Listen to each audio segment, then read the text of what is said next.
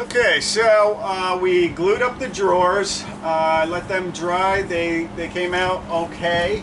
I just put them in here temporarily just to see what they looked like.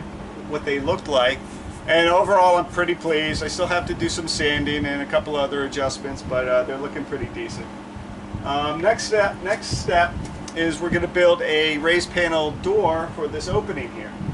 The way we're going to do that, I bought a raised panel router bit kit, and what that is, it comes with a style bit, a rail bit, and then a raised panel bit. What you have to do is you have to lay out your stiles, which are the vertical pieces, and your rails, which are the horizontal pieces, and then your panel itself. It's pretty straightforward. I'm going to have a 1/2 inch overhang on all sides, and in this case it's going to be 18 inches wide and 26 3/8 inch tall. So the stiles are going to be 26 3/8 inch tall. So the stiles are going to be 26 3/8. The rails are a little different. The rails you have to you take the 18 inches and then you back out the diameter of your stiles, and in this case it's going to be 2 1/4 each. So it's 18 minus 4 1/2, which is 13 1/2. But this is just an example here of a style bit. It's a groove. It's a 1/4 inch wide by 3/8 of an inch deep, and this is going to go all the way around on the stiles and rails. It's going to fit the panel, and again, it's 3/8 inch deep. So what I have to do is I have to add that 3/8 inch on both sides. So 3/8 and 3/8 is 3/4. So it's actually going to be 18 minus the 4 1/2, which is 13 1/2, plus that 3/4, which is 14 1/4. So that's how wide my rails are going to be. So we're going to go over to the shaper table, and we're going to go ahead and cut these grooves down.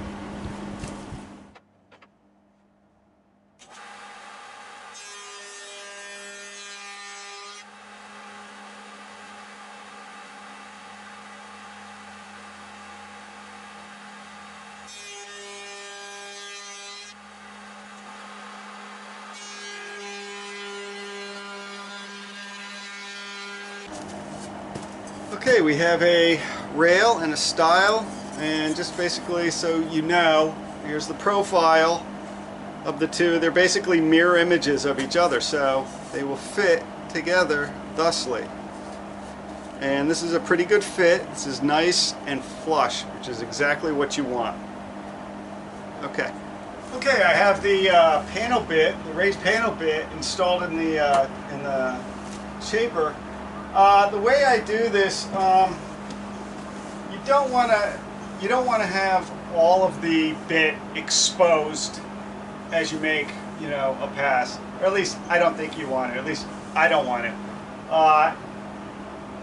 If you're not aware, this is probably one of the more dangerous machines in your shop. You essentially have a carbide tip razor blade spinning at 20,000 RPM, and when it goes sideways, it's often very violent. So what I like to do is I want to make my cuts gradual. Okay. Again, this is you can't be timid with this machine. You just can't be timid with it. But also you don't want to be stupid. All right, so what we're going to do is we're going to make 4 passes, increase the height, make another 4 passes, increase the height until we have a 1/4 of an inch going all the way around the panel. All right, let's get started.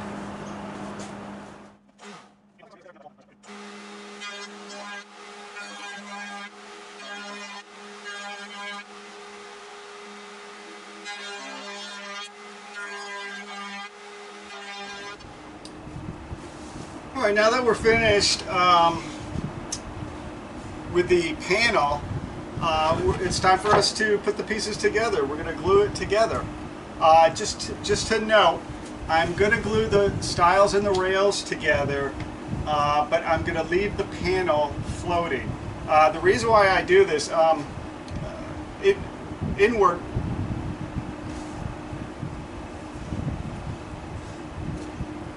Okay, now that I'm done with the panel, it's time to put the pieces together. And I'm going to glue these together.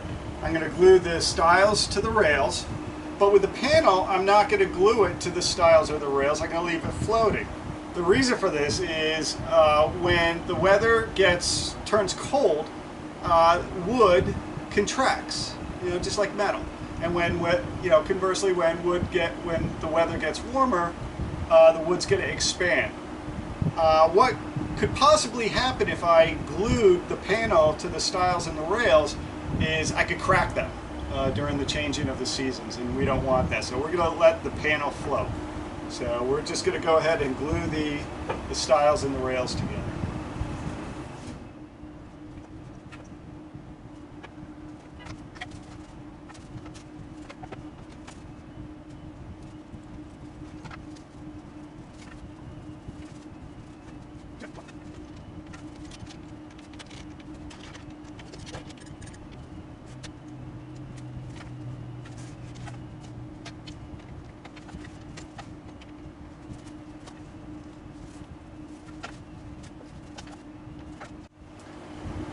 Okay, the only thing left is to wait for this to dry.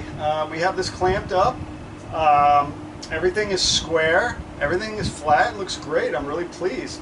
And also, I'm really pleased with this Yonico raised panel bit set. It worked great. How's it compared to the bit sets that are well over $200? I don't know. I'm not a cabinet maker. I don't do that for a living.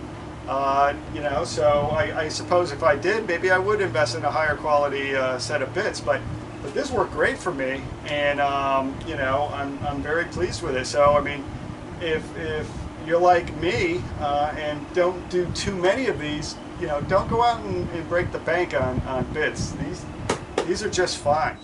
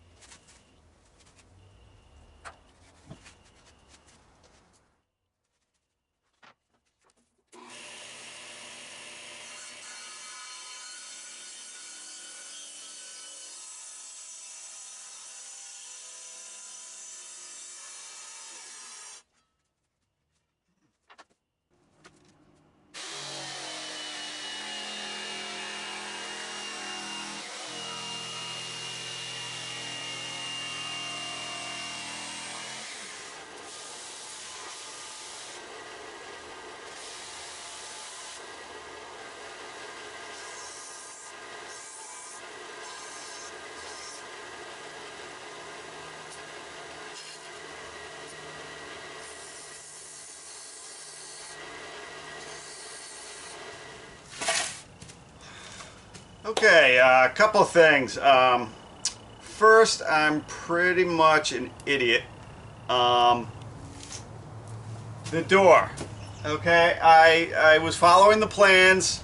I think I may have mentioned that the plans originally called for 3/4 inch maple plywood. And I, of course, just made this out of solid oak. The plans to cover the plies used solid wood, 3/4 of an inch on the face here. So when I said I wanted a 1/2 inch overhang, it stood out.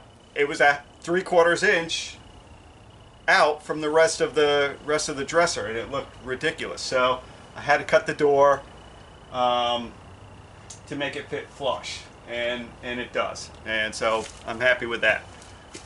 Second of all, I want a base. These plans don't call for a base, really. So I'm just kind of winging it here. And what I've done is I've just taken a couple of pieces, carved this out thusly. So it's going to go across here like this. Cut these at 45-degree angles so it'll fit nice and snug. And what I've done is I cut a dado in all 4 of the base sides of the base. And what I'm going to do is I'm just going to glue. If I can get this in here. Ah, there we go. I'm just going to glue these strips in here to go all the way around. And the whole unit, in theory, is just going to rest on these strips. I think it should hold, and I think it may turn out okay. So we're going to go ahead and get started on that now.